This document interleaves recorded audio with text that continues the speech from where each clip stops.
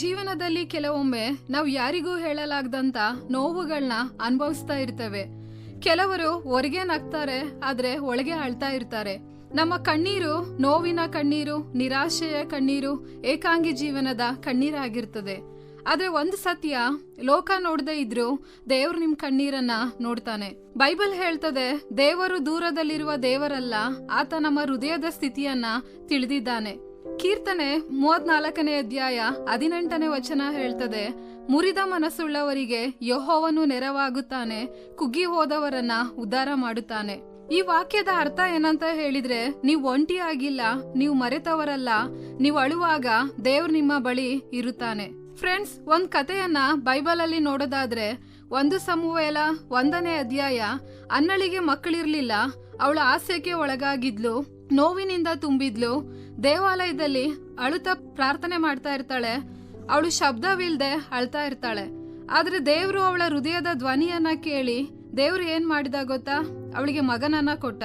ನೀವು ಮಾತಾಡ್ದಂತ ಕಣ್ಣೀರು ಕೂಡ ದೇವರಿಗೆ ಕೇಳಿಸ್ತದೆ. ಫ್ರೆಂಡ್ಸ್, ಒಂದು ಉದಾಹರಣೆ, ಒಂದು ಚಿಕ್ಕ ಮಗು ಗಾಯಗೊಂಡಾಗ ಅದು ಓಡ್ತಾ ತಾಯಿಯ ಬಳಿಗೆ ಬರ್ತದೆ, ಅಳ್ತಾ ಹೇಳ್ತದೆ, ಅಮ್ಮ ನೋಡು ಎಂಬುದಾಗಿ. ತಾಯಿ ಗಾಯವನ್ನ ನೋಡ್ತಾಳೆ, ಮಗುವನ್ನ ಅಪ್ಪಿಕೊಳ್ತಾಳೆ, ಸಾಂತ್ವನ ಕೊಡ್ತಾಳೆ.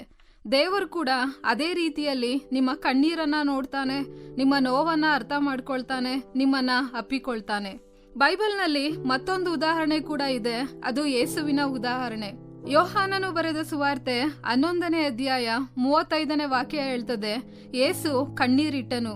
ಲಾಜರನು ಸತ್ತಾಗ ಯೇಸು ಕಣ್ಣೀರಿಟ್ಟನು. ಇದರ ಅರ್ಥ, ಯೇಸು ನಿಮ್ಮ ನೋವನ್ನ ಅರ್ಥ ಮಾಡ್ಕೊಳ್ತಾನೆ, ಆತನು ಕಠಿಣ ಹೃದಯದವನು ಅಲ್ಲ ಎಂಬುದಾಗಿ. ನೀವು ಅಳುವಾಗ ಯೇಸು ಕೂಡ ನಿಮ್ಮೊಂದಿಗೆ ನೋವನ್ನ ಅನುಭವಿಸ್ತಾನೆ. ಫ್ರೆಂಡ್ಸ್, ನೀವಿಂದು ನೋವಿನಲ್ಲಿದ್ದೀರಾ, ಒಂಟಿತನ ಅನುಭವಿಸ್ತಾ ಇದ್ದೀರಾ, ಯಾರಿಗೂ ಹೇಳಲಾಗದಂತ ದುಃಖ ಇದೆಯಾ? ನೆನ್ಪಿಟ್ಕೊಳ್ಳಿ, ದೇವ್ರು ನೋಡ್ತಾನೆ, ದೇವ್ರು ಕೇಳ್ತಾನೆ, ದೇವ್ರು ಪ್ರತಿಕ್ರಿಯಿಸ್ತಾನೆ. ನಿಮ್ಮ ಕಣ್ಣೀರು ಪ್ರಾರ್ಥನೆ ಆಗ್ತದೆ. ಒಂದಿನ ಒಂದ್ ಹುಡುಗಿ ಒಬ್ಳೆ ರಸ್ತೆಯ ಬದಿಯಲ್ಲಿ ಕುಳಿತು ಅಳ್ತಾ ಇರ್ತಾಳೆ. ಸ್ವಲ್ಪ ಸಮಯದ ನಂತರ ಮಳೆ ಶುರುವಾಗ್ತದೆ. ಒಬ್ಬ ವ್ಯಕ್ತಿ ಅವಳನ್ನ ನೋಡಿ ಕೇಳ್ತಾನೆ, ನೀನ್ ಯಾಕೆ ಮಳೆಯಲ್ಲಿ ಅಳ್ತಾ ಇದೀಯಾ? ಅದಕ್ಕೆ ಆ ಹುಡುಗಿ ಉತ್ತರಿಸ್ತಾಳೆ, ನಾನ್ ಅಳ್ತಾ ಇರೋದನ್ನ ಯಾರು ನೋಡ್ಬಾರ್ದು, ಅದಕ್ಕಾಗಿ ಮಳೆಯಲ್ಲಿ ಅಳ್ತಾ ಇದ್ದೇನೆ.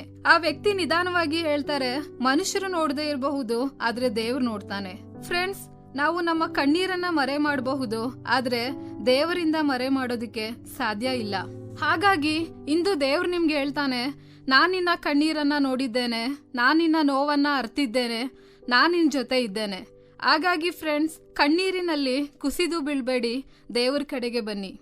ಈ ಕಾರ್ಯಕ್ರಮದ ಬಗ್ಗೆ ನಿಮ್ಮ ಅಭಿಪ್ರಾಯ, ಸಲಹೆಗಳು ಹಾಗೂ ಯಾವುದೇ ಪ್ರಾರ್ಥನಾ ಮನವಿಗಳಿದ್ದಲ್ಲಿ ನಮ್ಮ ದೂರವಾಣಿ ಸಂಖ್ಯೆಗೆ ನೀವು ಕರೆ ಮಾಡಬಹುದು.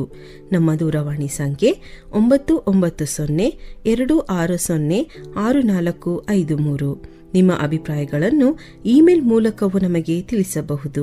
ನಮ್ಮ ಇಮೇಲ್ ID info@fibaonline.org. ವಂದನೆಗಳು.